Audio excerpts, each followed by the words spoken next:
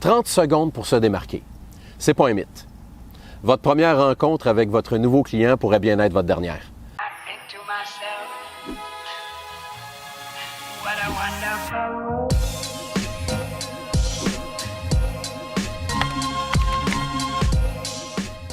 Plusieurs personnes se font dire qu'il est important de se vendre en début de rencontre.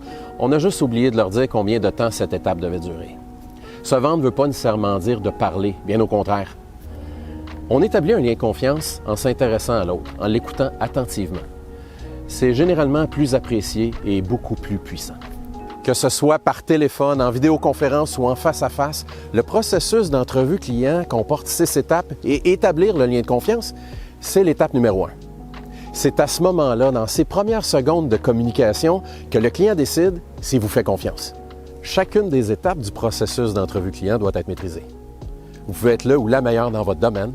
Si vous échappez la première étape, il se pourrait que vous n'ayez jamais l'opportunité de vous présenter à nouveau pour démontrer tout votre talent. En tout début de communication avec votre client, vous devez identifier son style et vous y ajuster.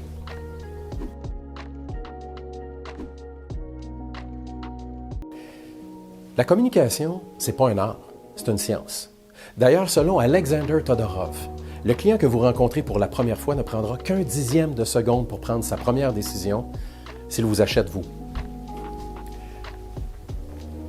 Prenons l'exemple d'une personne analytique. Cette personne va apprécier qu'on soit concis dans les formalités de présentation personnelle. Elle préfère qu'on passe rapidement dans le vif du sujet. Cependant, cette personne va apprécier notre rigueur intellectuelle et le souci du détail dans nos réponses à ses questions. Prenons maintenant l'exemple d'une personne expressive. L'expressif appréciera votre intérêt et le temps que vous lui offrez en début de rencontre pour qu'il puisse vous partager sa vision des choses.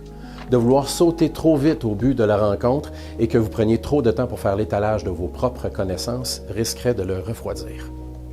Alors voyez-vous, il faut être attentif, parce que chacun a ses subtilités, tout comme vous.